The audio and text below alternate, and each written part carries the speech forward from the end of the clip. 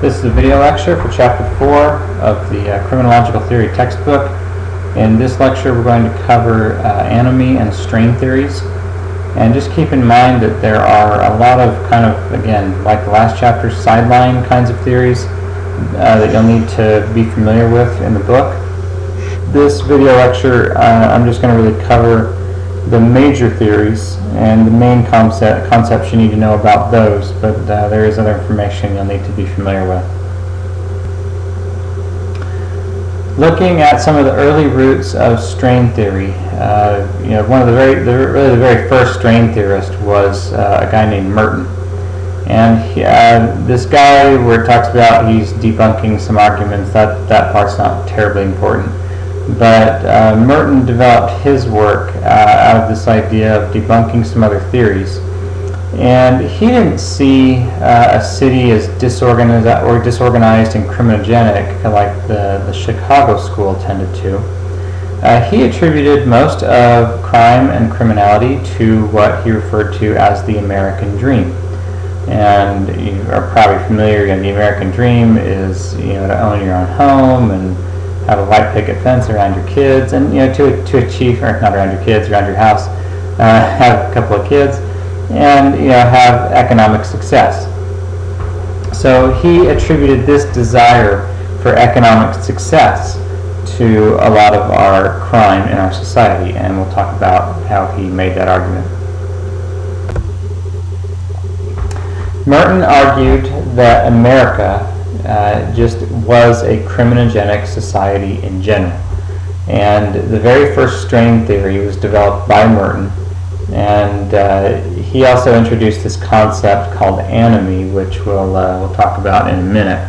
But the original strain theory was developed by Merton, and this theory was extended by Agnew, and we'll talk about that later. But this early strain theory was produced by Merton, and he said that basically just the very structure of U.S. society and the desire for economic success is what produces this result that we have of crime among some people.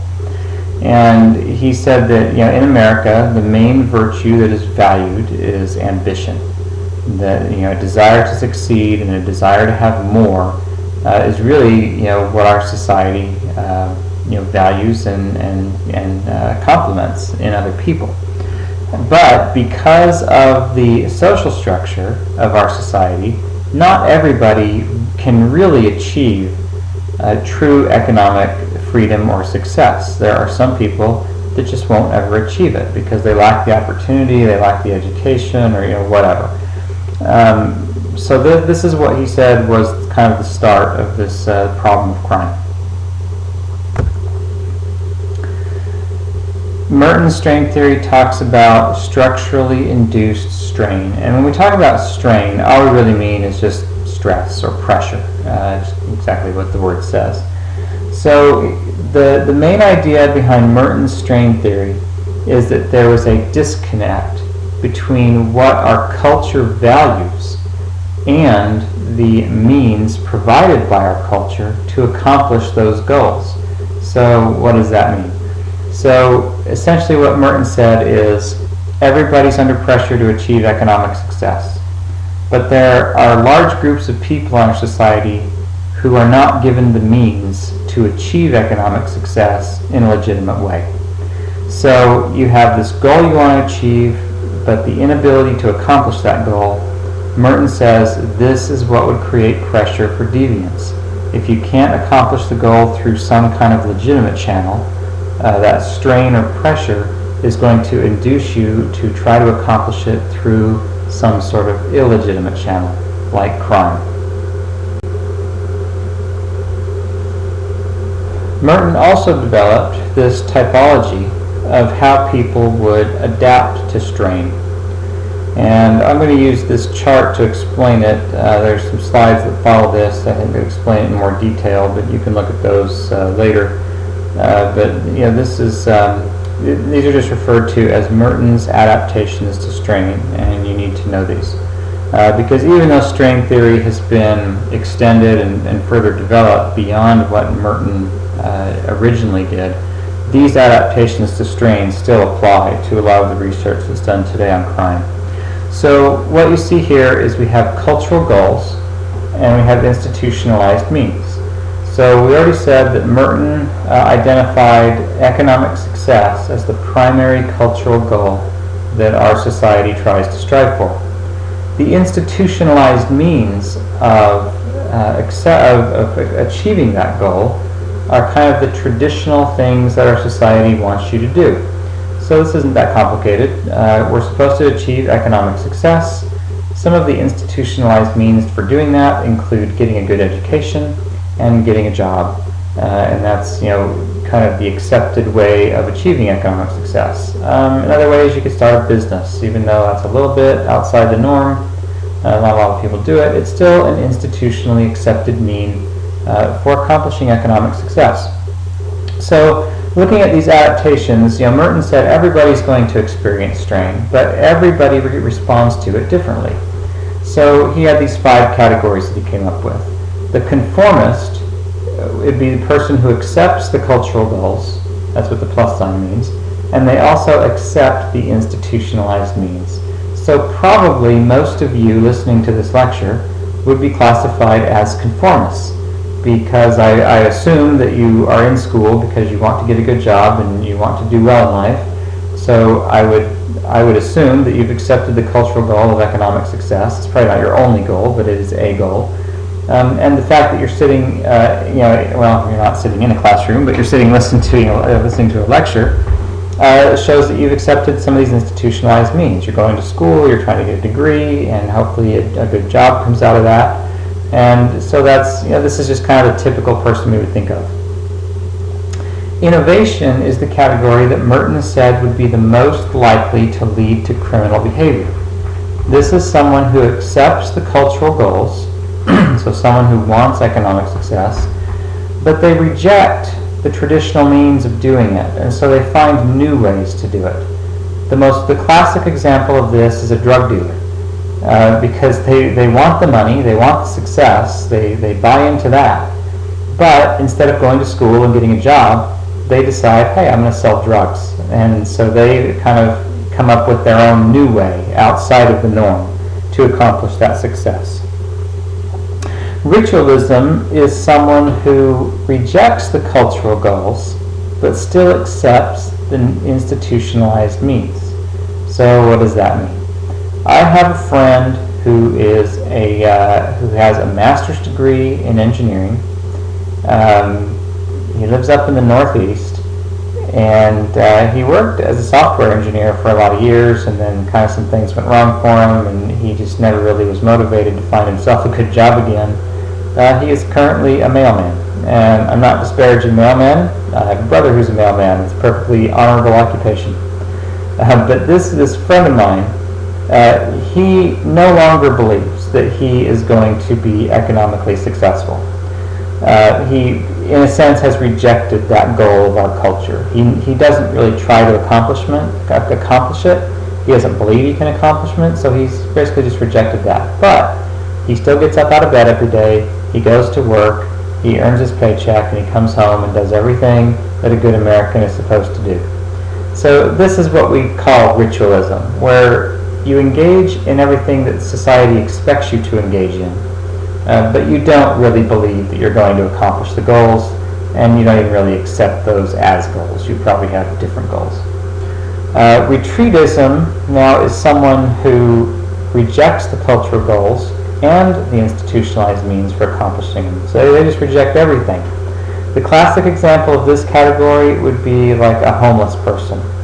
Someone who's living homeless on the street by choice, which a lot of them actually do, surprisingly enough. They don't accept the cultural goals that we all adhere to. They don't care about economic success, probably. And they've clearly rejected any institutionalized means of doing anything, because unlike the ritualist, they've just decided, I'm going to push a shopping cart around and I'm going to live on the street and I'll just make my way that way. And so they reject everything. They just do things totally different than you or I would do them. Rebellion, this is actually kind of uncommon. Merton really kind of described this just as maybe something you wouldn't see very often. But these are, someone that falls into the category of rebellion. These are the true revolutionaries. They may accept or reject the goals. They may accept or reject the institutionalized means. But essentially, someone who falls under the category of rebellion would say, we just need to tear this whole system down and start over. And I don't really know what a good example of that is, except maybe a terrorist. But that's not really the category we're worried about too much from the standpoint of criminal behavior. So these are the 5 adaptations to strain that Merton came up with. And again, the innovator is the one that is thought to be the most likely to engage in criminal behavior.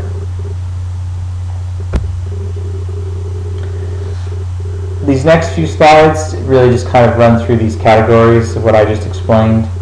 But again, in talking about these adaptations to strain, what you have to remember and what strain theory recognizes is that most people don't commit crime. It's actually very few people in our society that commit crime when you compare it to the whole society. So the norm is for people to conform and to do what they're supposed to do.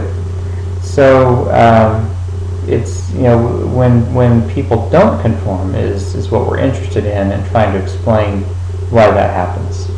And Merton said that this was largely a result of this incongruity between the goals that society tells us we need to achieve and the lack of means that some people have to actually achieve it.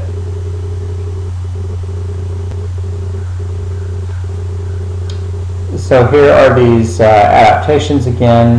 This slide just gives you some definitions. If you want to write those down or whatever, you can pause the video and take a look at those. Anomie was a concept that Merton borrowed from Emil Durkheim. Emil Durkheim was a sociologist back in the 1800s. And Merton kind of developed his own definition for this term. But essentially what he says is that anomie is when you have a breakdown of norms and standards in a society. And what he said is that norms will weaken in societies that place this intense value on economic success. Because if everybody pursues that, eventually it would become a society where kind of anything goes. That as long as you're pursuing the right goal, that doesn't really matter how you achieve it. So Merton argued that when you have this occurring, that this pursuit of success is no longer guided by any rules or laws or standards of right and wrong. It just becomes a question of who can get there fastest.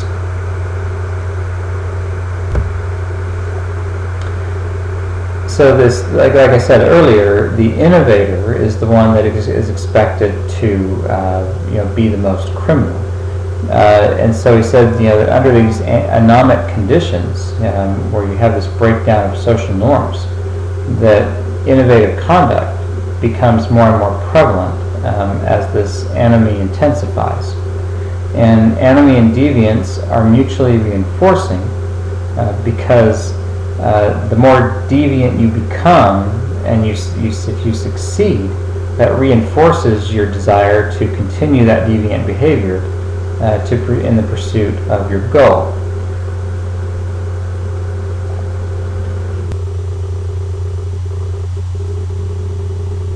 This theory that Merton had really rejects locating the roots of crime within the individual person. So this is kind of different from some of the other theories that we'll look at. Merton really said that the roots of crime lie within the very fabric of our society, just the structure of it, the goals that we tell people they need to accomplish, and the lack of opportunities that some people have. That stress and strain is what he argued created this criminogenic environment that would produce a lot of crime.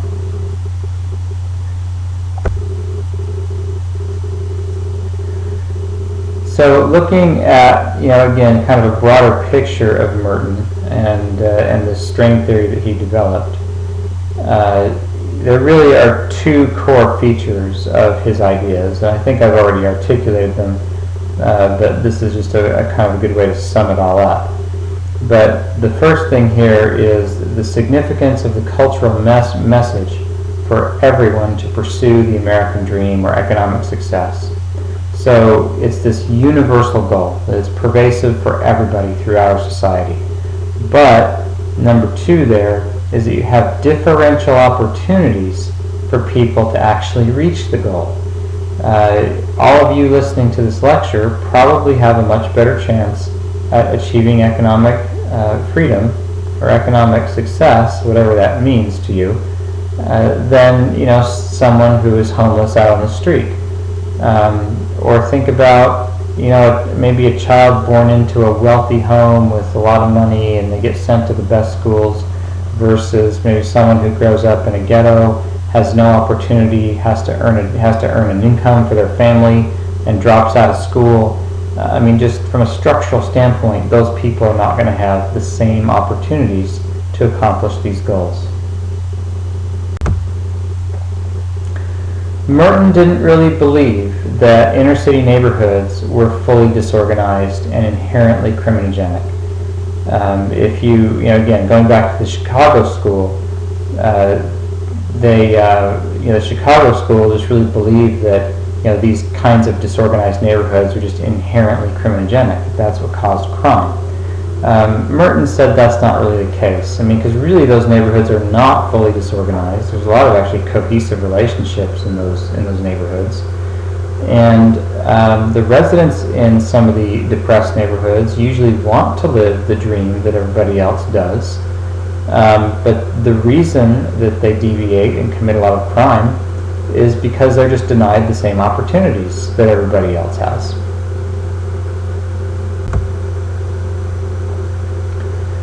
Merton's work was most popular in the 1960s, and prior to 1960, poverty wasn't really seen as a big social problem, but Merton's work kind of started to shed some light on some of the issues surrounding poverty.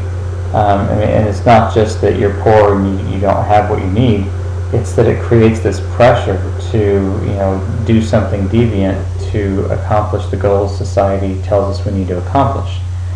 And again, he highlighted the fact that minorities and other disadvantaged citizens tended to be the ones most at risk for these problems because they were the ones that were denied opportunities the most, not just on the basis of race or ethnicity, but just because historically those are the groups that have been discriminated against the most, and they're the ones that lived in these situations that tended to be highly criminogenic.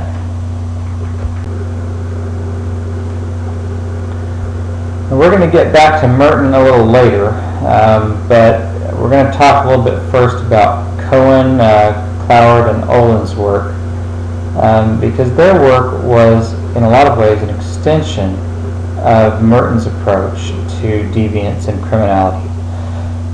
And so these researchers started looking at how this theory could be applied to the study of juvenile gangs.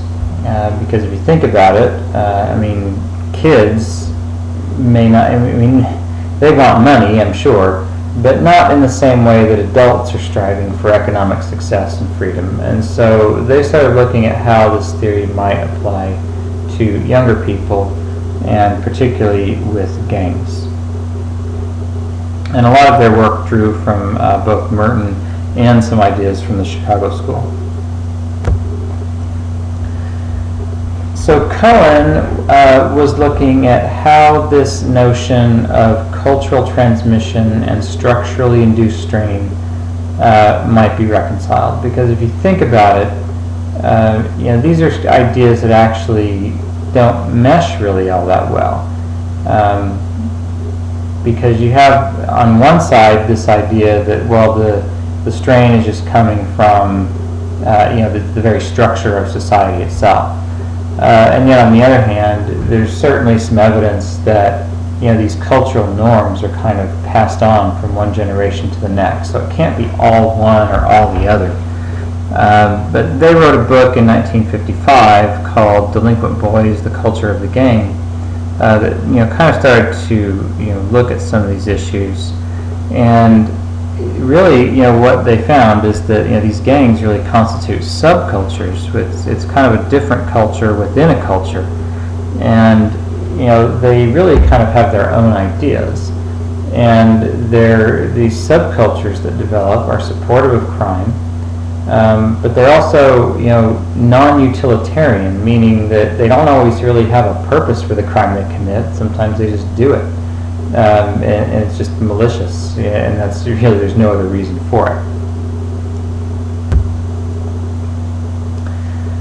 They also found that boys will engage in delinquency just out of contempt for authority, and it doesn't really make a lot of sense. I mean, you've probably seen things that kids do in the news or whatever, and you say, well, this doesn't make any sense, and well, that's right, it doesn't. And so they tried to try to explain why they're doing things that don't make any sense, and it's really because there's a subculture that's developed. That's just kind of how they operate.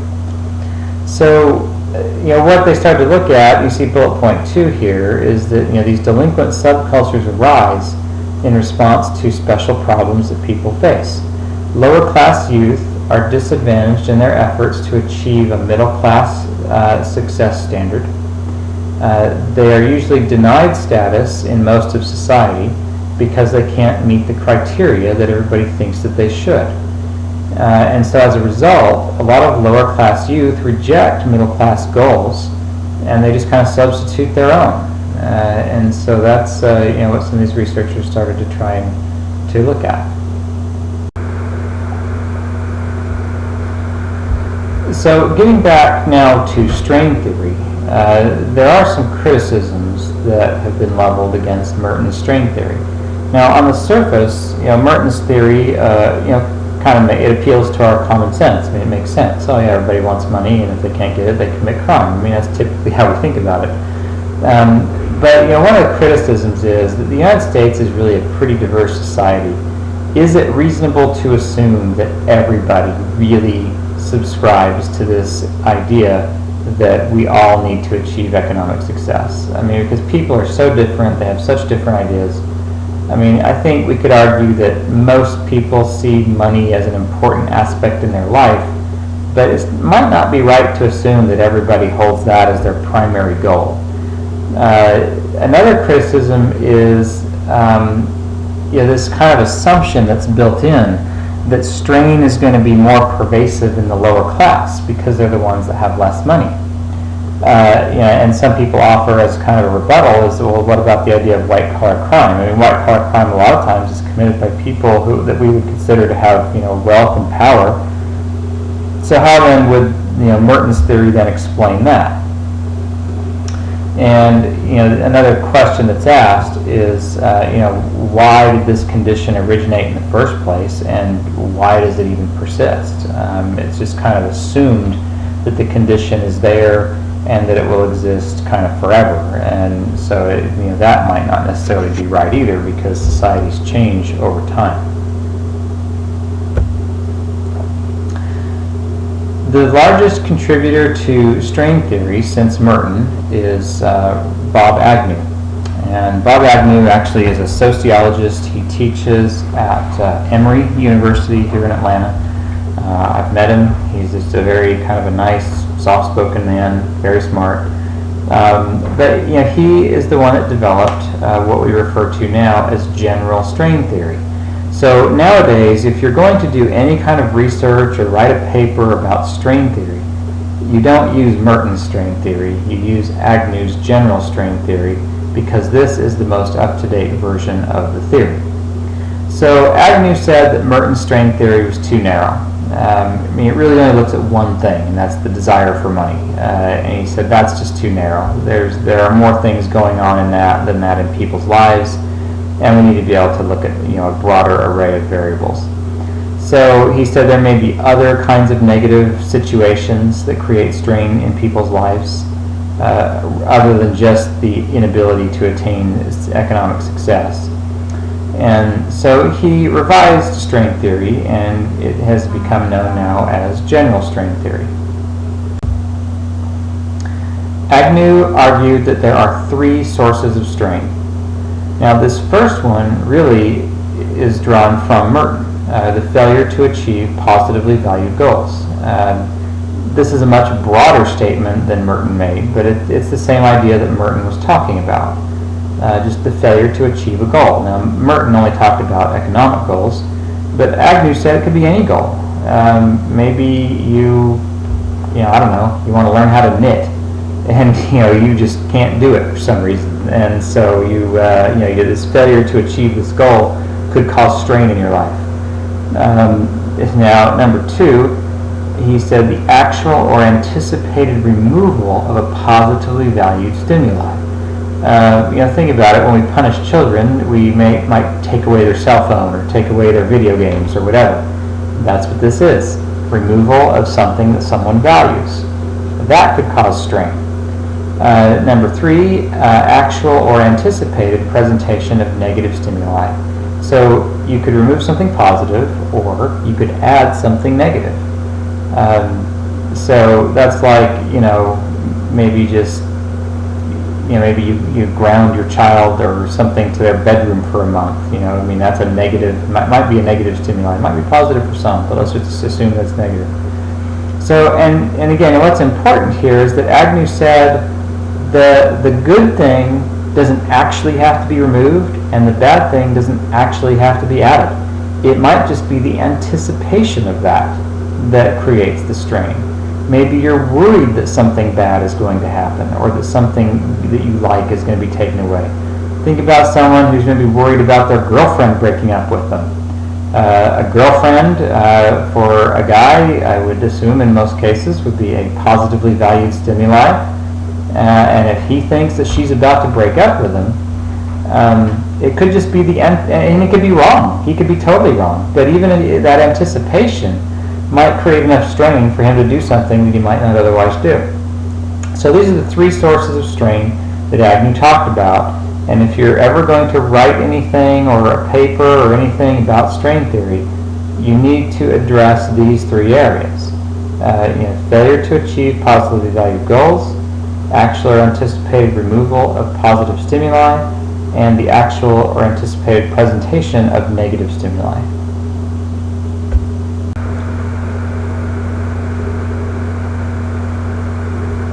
As Agnew looked at this extension to strain theory that he developed,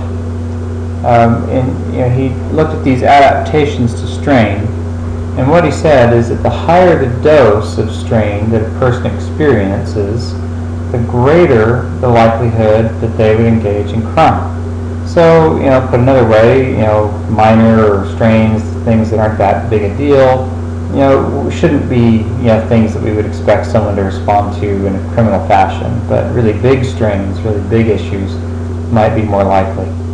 So Agnew looked at some variables that affect or condition the response to strain. And you see here listed first the factors that would reduce the risk of criminal adaptation.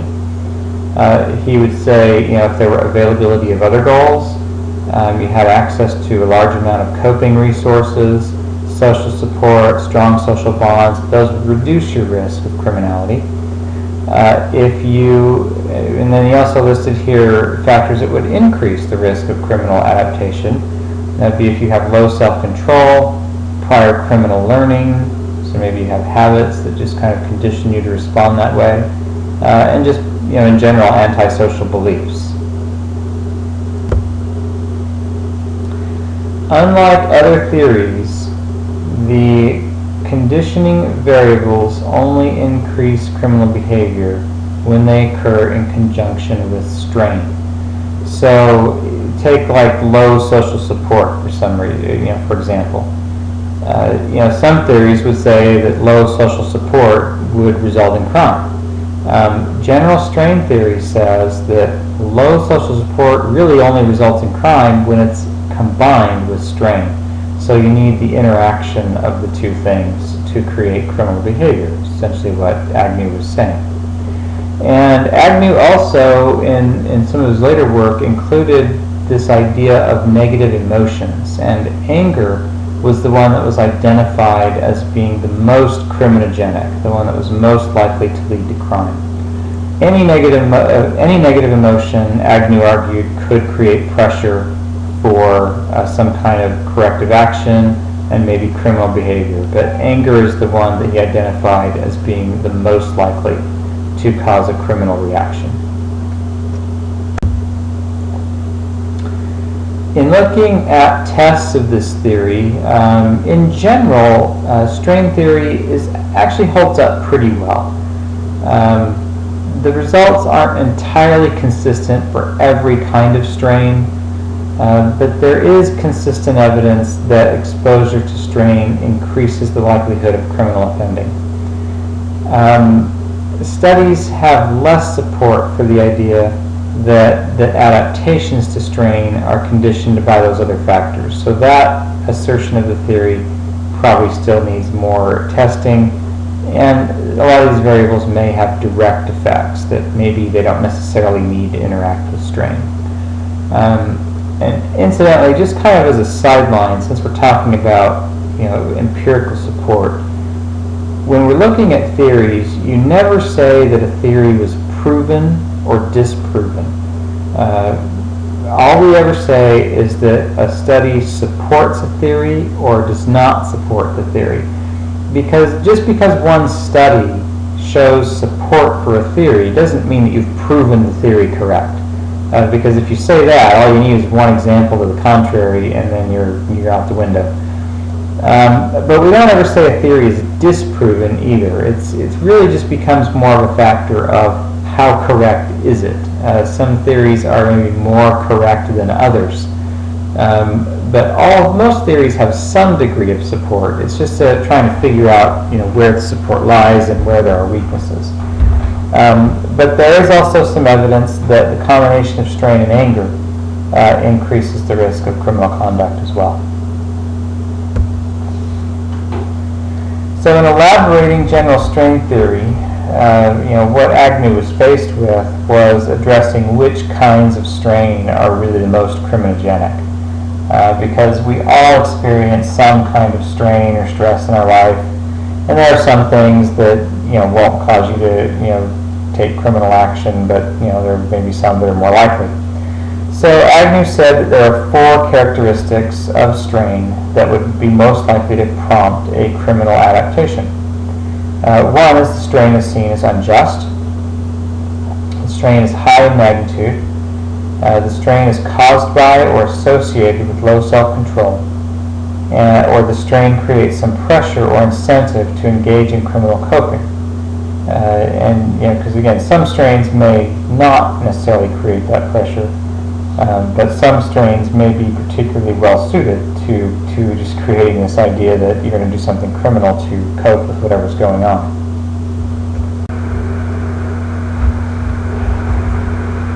So again, we've mentioned this term a couple of times, but one of the things that has come up with general strain theory is this idea of coping.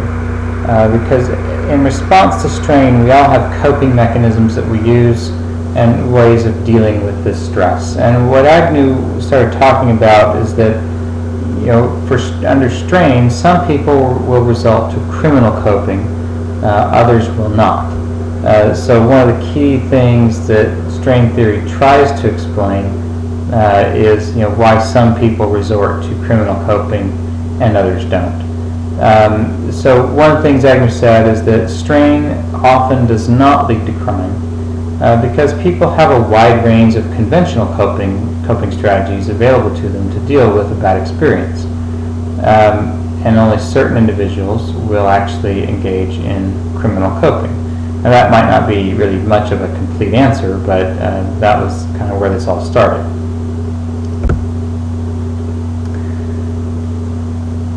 To expand this idea, Agnew came up with a model of the coping process within general strain theory, and he has these 4 stages here. The first is that we experience or anticipate experiencing the strain, and then we subjectively evaluate the strain. We kind of decide how this is going to affect us, how we're going to react to it. And then we will experience a negative emotional reaction to the strain. And if individuals coping with their strain with negative emotions provide the major impetus for actually taking some kind of coping action. If you're able to think positively about something or let it roll off your back somehow, then you really don't probably feel like you need to actually do anything. But if you experience a lot of really negative emotions associated with something, you're more likely to feel like, okay, I've got to take some kind of action. Agnew said that some conditional variables affect this coping process. They affect how the strain is interpreted and how people actually end up dealing with it. Now, that's it on strain theory for right now. We're going to branch off of this and talk about Messner and Rosenfeld. And they came up with a theory that's a version of strain theory, and that's why we're talking about it here. It's called Institutional-Anomie theory. And so they, again, now keep in mind, going back to Merton, he really said that it was the structure of society that caused crime. So kind of a macro level approach to explaining crime, looking at variables within our society. General strain theory from Agnew brought strain more down to the individual level. Agnew essentially said, well, it's not really this structure of society, it's more about what's going on with this individual person and how they react to strain and all of that. Now, institutional-anomie theory takes us back out to the macro level, looking at society and the structure of it. So Messner and Rosenfeld said that there is a need to discern what is distinctive about the culture and structure of American society. And in looking at this, they note that the United States has a higher rate of serious crime than any other industrial nation. And this is, again, going back to a criticism of Merton. They said that Merton's original anomie or strain theory really only focused on one social institution, and that was the economy. And it didn't examine how other social institutions are related and how they interact. And so what Messner and Rosenfeld started to do was say, well, there's more than just the economy at play. There are other broad factors that impact all of this. But again, they're looking at the macro level, looking at the level of society in general. They also used this idea of the American dream, which they defined as a commitment to the goal of material success, basically in competition with each other. And they also argued that this American dream fosters anomie, or the breakdown of normative control in society. And what Messner and Rosenfeld said is that it's likely that people are going to just use the most efficient means possible to accomplish this goal, regardless of whether it's a legitimate way to do it or not. Messner and Rosenfeld in this theory started looking at what they called the institutional balance of power. And they said that actually what's unique about the United States is that the economic institution dominates other social non-economic institutions, and they particularly identified the family, the educational system, and the political system as being key components that needed to be examined. So far this might not really sound a lot different from Merton, in that they're really kind of arguing the same thing, and to some extent that it's this domination of the economy that produces a lot of these criminogenic tendencies that we see in the United States. But what they really highlighted is that each institution kind of controls the others. And what they were arguing is that the breakdown of the family and inattention to the education system and allowing the political system to just kind of run wild is what allowed the economy to become the dominant factor, and they created this criminogenic American dream kind of situation that we've already talked about.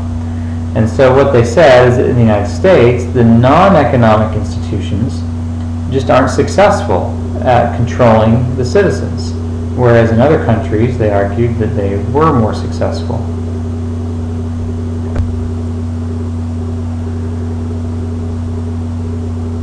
Messner and Rosenfeld said that the high rate of serious crime in the United States is caused by our distinctive and mutually reinforcing culture and institutional structure, and that this idea of the American dream serves as a powerful force that generates anomie by motivating this pursuit of money through any means necessary.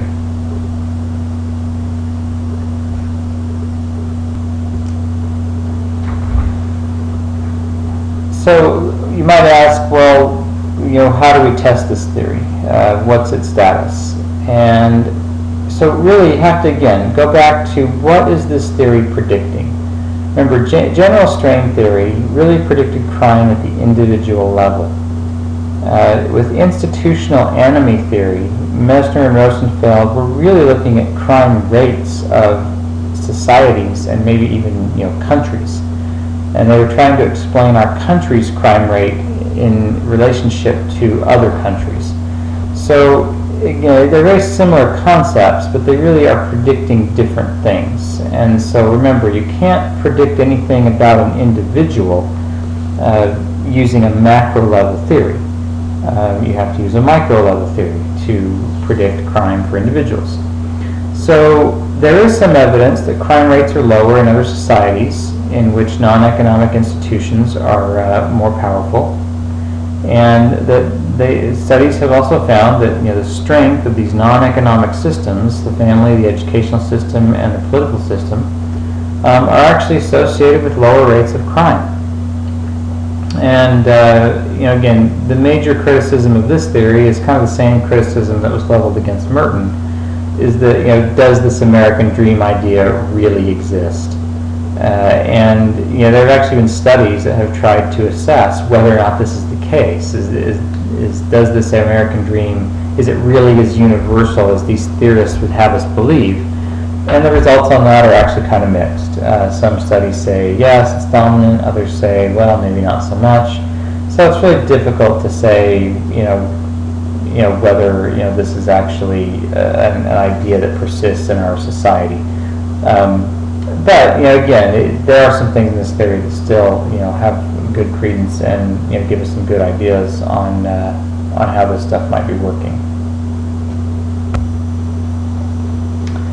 So looking at the future of strain theory, again, during the 1980s and 1990s, there was a really big focus on individualism.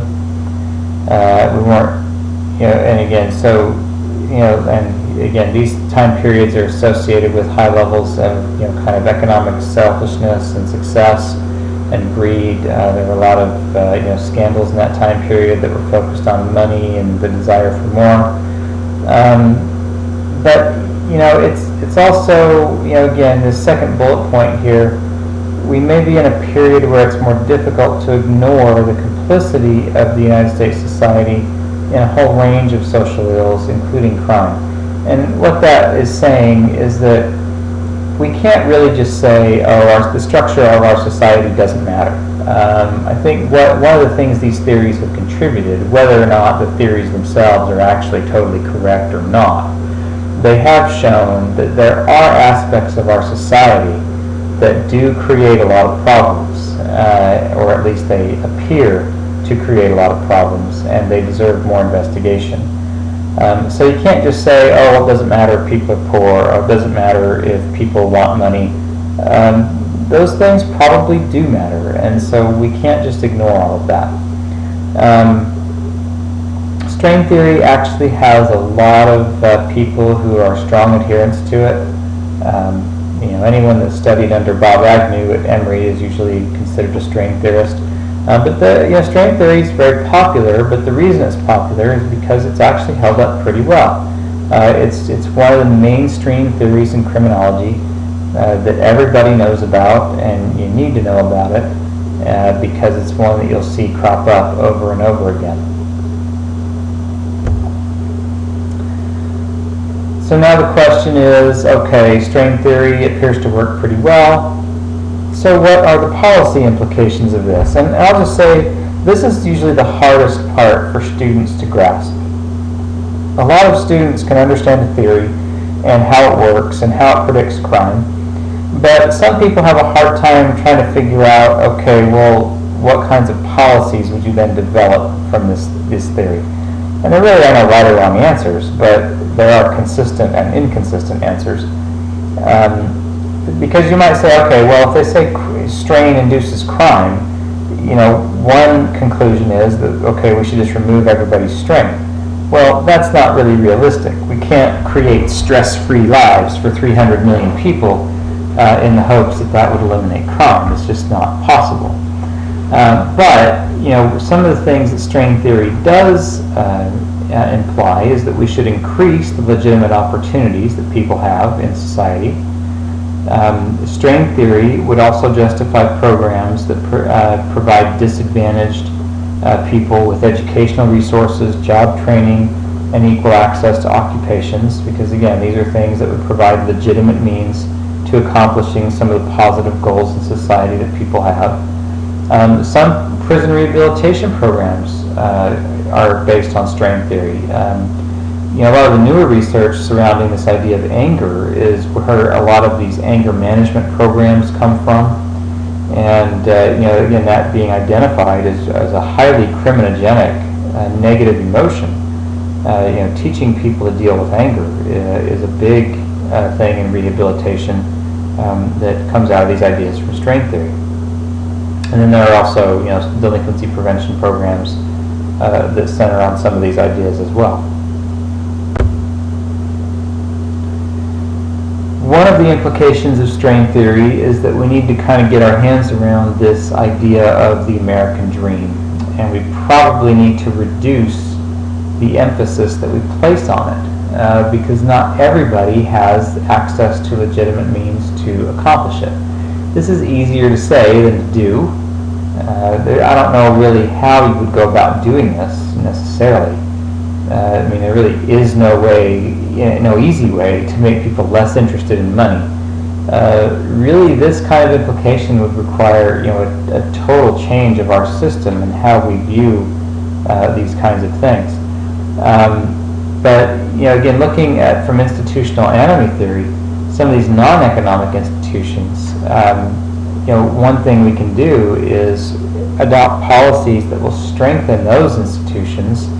The family, the education system, and the political system. And when we say strengthen the political system, it's not entirely clear what that means, but one thing is we'd need to reduce the corruption and increase the ethics of the people in our political system. We need to get people more involved in the political system so they feel like they have a say, those kinds of things. But if we started to value those institutions as means in and of themselves, that would probably create a whole new attitude in our society about what's important and what's not.